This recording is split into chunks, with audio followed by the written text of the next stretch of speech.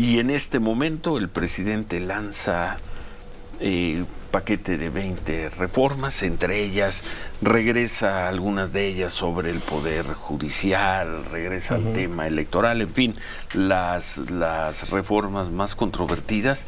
Y nosotros nos preguntamos, no hay educación, la reforma educativa se da por perdida, Aurelio, o ellos la dan por ganada. Por ganada, claro. Por ganada. Porque no hay modificación en la educación, ¿no? Entre otras cosas, lo que fueron los logros de ustedes, como generación política de ustedes en el poder, fueron totalmente barridos por este gobierno. Tú eres un especialista en tema educativo. ¿Qué queda hoy de la educación? ¿En qué situación está hoy la educación del país? Tú la mides, tú la trabajas, tú conoces el tema. Desafortunadamente, estamos en uno de los peores momentos que ha tenido el sistema educativo, Ciro y Manuel. El presidente dice, pero ya no están los maestros protestando en las calles. Pues precisamente porque regresaron el control del sistema educativo a los líderes sindicales, nos están manifestando, Ciro. A los dos grandes sindicatos. Sí, así es, Ciro. Y mira, déjame decirte, ya hay, la destrucción que ha habido en el tema educativo es muy profunda y parte desde dos visiones distintas. La reforma educativa que hicimos en el gobierno del presidente Enrique Peña Nieto, de 2012 a 2018. Con el PAN, con el PRD y con el PRI. Que fue parte de un gran acuerdo, del Pacto por México.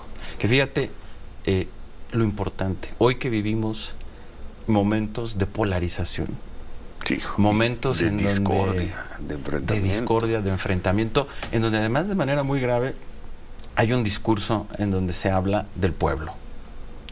¿Quién es el pueblo? Pues quienes están con Morena. Y quienes no están con Morena son los enemigos del pueblo. Eso genera una doble categoría en donde hay unos ciudadanos que están por encima de otros, en donde quienes están con el partido en el gobierno están por encima de quienes no están, rompiendo con la esencia de una visión de que todos somos iguales y que todos tenemos el mismo derecho a ser libres. Una visión de ciudadanos libres e iguales, que es la esencia de la Ilustración, la esencia de nuestra Constitución, la esencia de nuestra tradición política. Esa ruptura es brutal. A ver, la dejamos ahí, hacemos una pausa, seguimos conversando con Aurelio Nuño, ex muchas cosas, pese a que sigue siendo de una generación muy, muy joven, y ahora candidato del PRI, del Frente Opositor, para ser diputado federal. Volvemos. Estás abriendo la conversación. Vamos con Ciro Gómez Leiva por...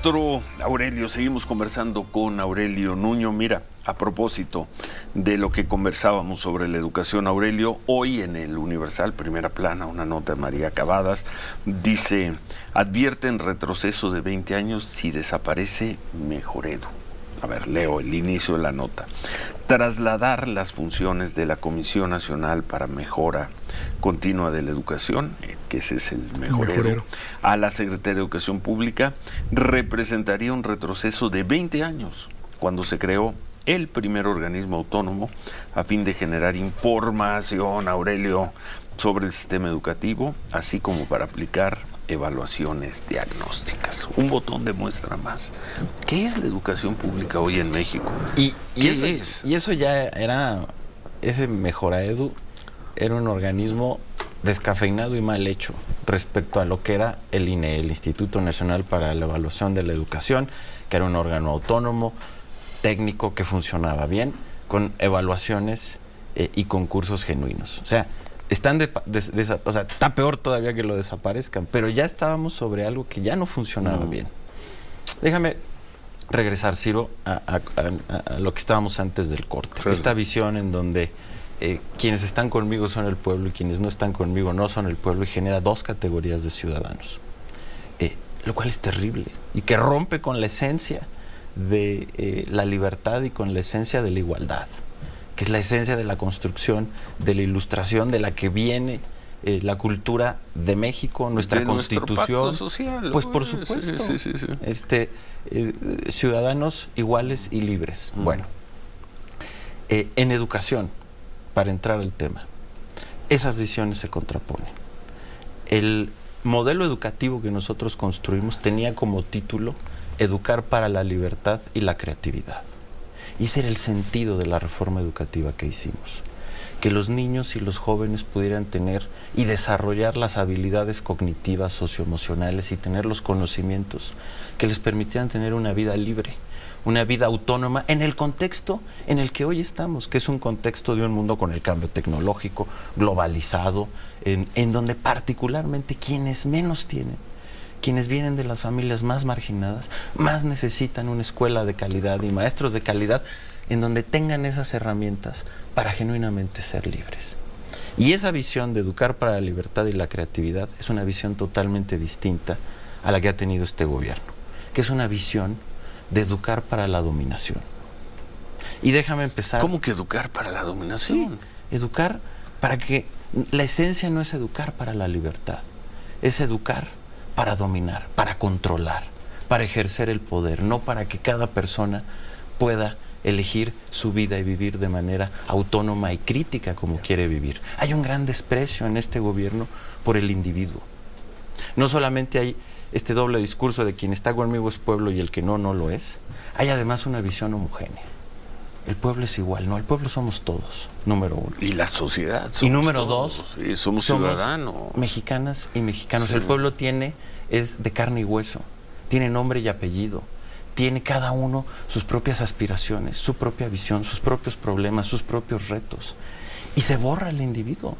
En el sistema educativo actual se borra el individuo, se borra esa importancia de la pluralidad, de que cada quien pueda construir la vida que quiere construir. No, todos iguales.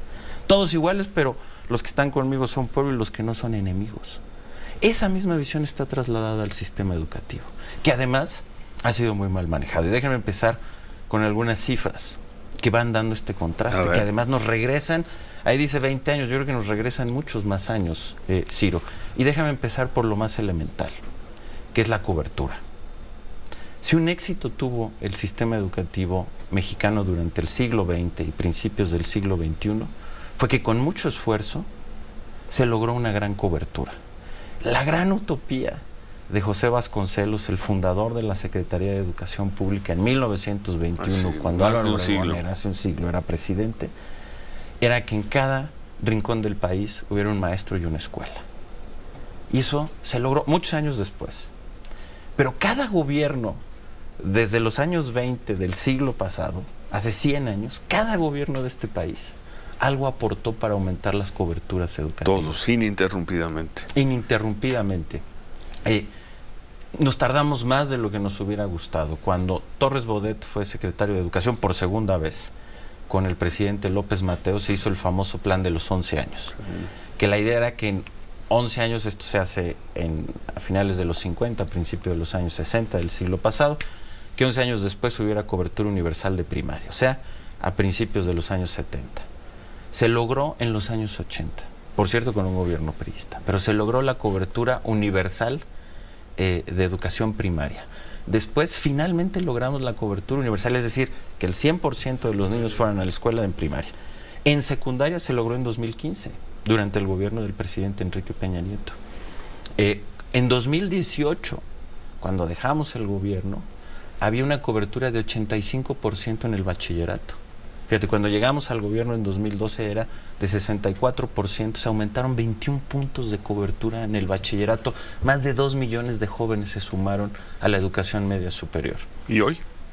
Hoy, por primera vez, Ciro, por primera vez en 100 años, tenemos un gobierno que en lugar de sumar a la cobertura, ha retrocedido.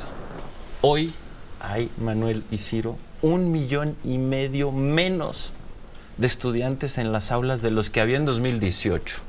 Y la población ha crecido.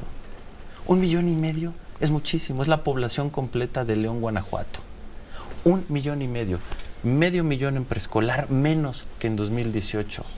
Más de 600,000 niños menos en primaria que en 2018, 250,000 menos en secundaria y 250,000 menos en el bachillerato. Eso es dramático. En 2024 difícilmente se puede acreditar esos números a la pandemia. Difícilmente. Que se dio hace 3 años. Y además, porque si ves las cifras, Ciro, empieza a caer la matrícula antes de la pandemia. ¿Y sabes por qué empieza a caer? Por parte de la destrucción institucional que ha hecho este gobierno y de manera muy concreta con un programa que su desaparición ha dañado a muchos de las mexicanas y los mexicanos más marginados, que era el programa de Prospera.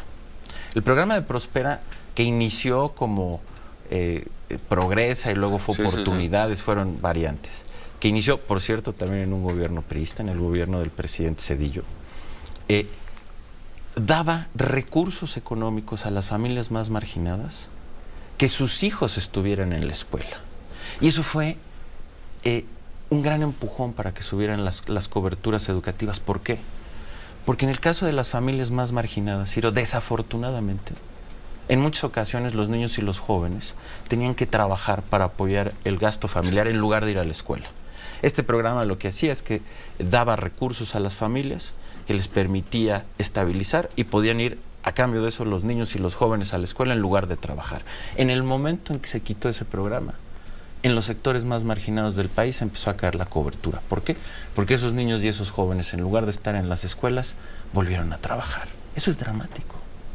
Claro, después con la pandemia este problema se aceleró y por eso tenemos estas cifras, pero empieza antes y empieza por un problema que no es de la pandemia. Además la pandemia ya acabó y ahí sigue. ¿Qué, Aurelio? ¿Y ante eso qué?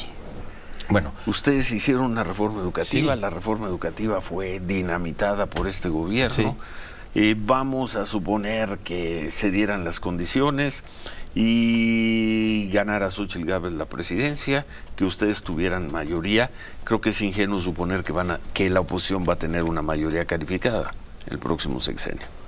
Va a ser muy, muy difícil de pensar eso. Pero aún ganando la presidencia, aún teniendo una mayoría simple en el Congreso, ¿qué con la educación? Por tocar el tema de educación, contigo nos podríamos seguir a 10 temas más. Claro. Sí, pero nada más en el tema de la educación. Pues tiene que haber una reconstrucción, porque esto que les decía de las coberturas, que es dramático, es apenas la punta del iceberg del problema educativo que tenemos hoy, Ciro. Hay un problema junto con él muy profundo y que es un problema que lleva muchos años en el sistema educativo y es la calidad. O sea, el sistema educativo había logrado la cobertura. Ahora, por primera vez, perdemos cobertura. Pero el gran reto, o sea, si el gran reto del siglo XX fue la cobertura, el gran reto del siglo XXI era la calidad. Y ese era el foco y la esencia de la reforma educativa, educación de calidad para poder vivir en libertad. Calidad es que la escuela te sirva para algo más que medio aprender a escribir y a leer. Que aprendas bien. Que aprendas. Eso es calidad. Calidad quiere decir que un niño aprenda bien el dominio del lenguaje español, que domine las matemáticas, que tenga una base de pensamiento científico, de pensamiento. Eso es la calidad. Luego dicen, ¿qué es la calidad? No, la calidad es que los niños y los jóvenes aprendan en las aulas, que aprendan ¿qué? Pues los conocimientos esenciales del mundo que les toca vivir. Para seguir avanzando. No todo, hay conocimientos que son milenarios. Hay otros que también responden a la época en la que se vive. Y hay otros que están surgiendo ahora. Por supuesto. A ver, tenemos que hacer una pausa y al regresar continuamos y concluimos esta conversación. ¿Y qué hay que hacer? Pregúntale, tú dices, bueno, ¿y entonces qué hay que hacer, Aurelio? Pues, ¿qué hay que hacer? ¿No? Tienes 5 segundos, ¿qué hay que hacer? Mira, lo más importante en la calidad educativa es la calidad de los maestros. Regresamos con eso. Pausa. Conclusión, Aurelio Nuño, y ante todo esto que has dicho de educación, ojalá más adelante, y además cuando ya se puedan hacer propuestas, regreses. Encantado, Ciro. Antes de la elección para tocar otros temas. Y ante esto, ¿qué? ¿Qué, Aurelio? Tú fuiste parte de el proyecto y la votación de una reforma educativa y la aplicación muy conflictiva. Así es. Con una gran resistencia por parte de los maestros de la reforma educativa. Y repito, esa reforma fue barrida. Fue erradicada, al menos en su esencia, por este gobierno. Ante eso, ¿qué, Aurelio?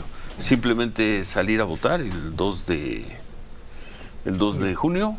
Bueno, eso... ¿Ante eso qué? Eso en primer lugar, Ciro. Pero en el tema educativo tiene que haber una reconstrucción de fondo. Y es una reconstrucción que pasa por lo político. Ahorita nos quedamos en el corte anterior, y dije, la calidad de un sistema educativo es la calidad de los docentes.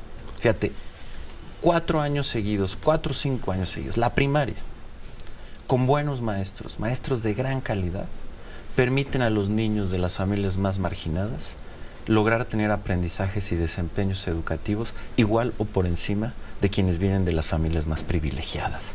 Ese es el impacto en la primaria de docentes de calidad y de escuelas de calidad. Son la principal institución de justicia pero social. si para lograrlo vas a chocar con la gente que te va a paralizar carreteras, que te va a venir a tomar el Zócalo, y chocas contra el CENTE, no lo van a hacer, no lo hicieron en este sexenio, no creo que esté en su ánimo. No, a ver, de lo desmontaron, Ciro, porque ese es el Sí. conflicto, ese es el problema. Lo que existía, y eso se generó por muchos años, es que los líderes sindicales, tanto de el CENTE como la CENTE, controlaban la vida profesional de los docentes, controlaban los ingresos al magisterio, con mucha Y se corrupción, regresó había a eso. herencia y venta de Hoy plazas. estamos en eso otra vez. Claro, controlaban las promociones, y a cambio de ese control, que era clientelar, pedían y forzaban a los maestros a hacer movilización política. En unos casos movilización electoral y en otros movilización para la protesta. ¿Qué es lo que se hace con la reforma educativa en el gobierno del presidente Enrique Peña Nieto? Se crea una nueva institución, el Servicio Profesional Docente, que hace a un lado a los líderes sindicales y hace que los ingresos y las promociones sean por concurso, diseñadas por un órgano autónomo, el INEE, técnico, que lo que hacía es que los maestros ganaran su plaza y avanzaran profesionalmente en función de su desempeño en el aula, en función de su pasión, de su capacidad, de su amor por educar y de su preparación y de su capacidad. ¿Qué es lo que pasó? Que este gobierno, el gobierno actual de Morena, hizo un acuerdo con los líderes sindicales para regresarles el control de la vida profesional de los maestros a cambio de movilización de votos y a cambio de tener pocas manifestaciones, tener al magisterio en paz. Les regresaron ese control y hoy los maestros vuelven a enfrentar un dique para poder profesionalizarse. Y si eso no lo transformamos, la calidad del sistema educativo en grande no va a llegar. Y cambiar eso es un ejercicio político, que es lo que se logró con el Pacto por México. Y adiós futuro. Quienes puedan pagar una buena educación lo harán, Claro, y unos pocos, y quienes no, pues ni hablar. Y el resultado se vuelve muy injusto para los niños y las niñas más marginados, que con una educación así no podrán ejercer plenamente una vida autónoma y libre. Piénsalo, hoy, Ciro, estamos en medio de una revolución tecnológica, un cambio muy profundo, equivalente a la revolución industrial. Tú conoces muy bien, lo estudiaste en estos últimos años. Así en es. Estados Unidos. Y la demanda de habilidades cognitivas, socioemocionales y conocimientos que tiene este cambio tecnológico y nosotros, es más profundo que el anterior. Quitamos las matemáticas de los libros de texto. Se quitan las matemáticas como un campo esencial de los aprendizajes. El proceso de alfabetización, que es tan importante, el dominio del lenguaje, junto con las matemáticas, es clave. Se fue a lo que se hacía hace 50 años, Ciro, cuando hoy está demostrado que no es así. La reforma había hecho un nuevo proceso de alfabetización basado y sustentado en investigaciones, por cierto, de primer nivel, que se hicieron en México y en América Latina, en la UNAM, extraordinarias, de cómo se alfabetiza en el español. Se había logrado, era una alfabetización que iniciamos desde el preescolar. Hoy todo eso derrumbado y regresamos a un proceso de alfabetización como se hacía hace 50 años y encima mal, con libros en donde solamente 20 o 30 páginas se dedican a eso. Y ahí estamos, Aurelio, ahí estamos. Desafortunadamente, pero por eso hay que luchar, Ciro, y por eso vale la pena regresar a contribuir, a construir las instituciones que le permitan a los mexicanos vivir en libertad, y por que deben ser las instituciones del siglo XXI. Y por eso llama mucho la atención, para quienes te conocemos, te hemos seguido tu regreso a México. Tú estabas teniendo pues una vida en la academia en Estados Unidos muy exitosa, muy tranquila. Te pudiste haber quedado ahí mucho tiempo más y tomaste la decisión de regresar en este momento a México. Claro, sí. Y además a decir, soy priista, sí quiero sumarme a esa alianza, a esa coalición, y sí quiero regresar plenamente a la actividad pública. Y la posibilidad de regresar a la actividad pública se da por lo pronto en una candidatura a diputado, y aquí estás. Así es, tu biografía. Tú podías estar hoy, esta mañana, dando un curso, una plática en Harvard. Estabas en Harvard, ¿no? Así es. Estabas en Estuve Harvard. 4 años ahí, Ciro. Y ahí podías estar hoy. Un poco más de frío. Así es, Ciro. Pero así es. con un buen abrigo. Pero podías estar ahí. Y tomaste la decisión de regresar con tu familia Así es. a México. Así es. Sí. Lo cual, y estoy feliz, Ciro. No, exacto, estoy feliz de estar aquí, feliz, bueno. en nuestro país. Feliz de estar en mi partido, del PRI, del cual me siento muy orgulloso. Sí. Feliz de tener la oportunidad de volver a ser parte de la República desde el Congreso y de impulsar una visión de un país plenamente libre y de que construyamos esas instituciones. Yo tengo 3 hijos, Ciro. Tengo una hija de 5 años, un hijo de 3 años y una hija de 3 meses. Sí. El futuro que quiero para ellos, como estoy seguro que el que queremos todos los mexicanos para nuestros hijos, es el de un país brillante. Yo quiero que mis hijos tengan en su entorno instituciones que les permitan elegir la vida que quieren vivir, la que ellos quieran, plenamente libres, que tengan esas herramientas para hacerlo, que vivan en seguridad, que tengan una educación de calidad, que tengan un sistema de salud que funcione, que tengan un país que esté abierto al mundo, a las revoluciones que están sucediendo y que puedan vivir la vida que quieren vivir. Con las instituciones que tenemos hoy, con la destrucción institucional que hizo este gobierno, hoy eso no es posible. Solamente unos cuantos mexicanos pueden vivir así. La gran mayoría y los más marginados no tienen hoy las instituciones, el contexto, las oportunidades para genuinamente hacer lo que quieren hacer. Y eso es lo que queremos transformar y estoy feliz de estar de regreso para contribuir a eso, Ciro. Nos vemos por aquí, ojalá Encantado. haya oportunidad cuando menos de volver a platicar una vez contigo. Me encantará. Ya en campañas, a partir de marzo. 1 de marzo. Ojalá nos veamos otra Yo vez estoy por a acá. las órdenes. Gracias por estar Ciro. aquí. Gracias, Manuel. Aurelio, Qué gusto